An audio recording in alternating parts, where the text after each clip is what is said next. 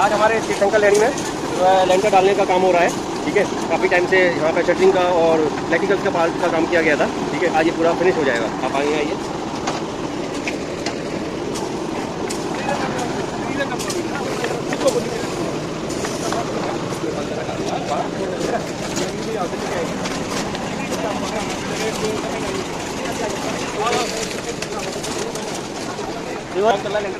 यहाँ पे दिखा दो। आराम से चलाना, आराम से, धीरे धीरे, पहले नहीं। और बिजली के पाइप देखिए, कहीं पाइप नहीं टूटे हैं तो पाइप पे चला लो।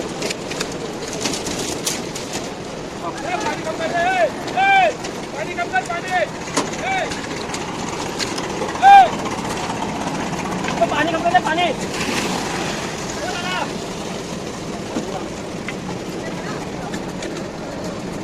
ये हमारा 8 कमरे तैयार हो रहे हैं अभी, उसकी लेंटरिंग का काम चल रहा है।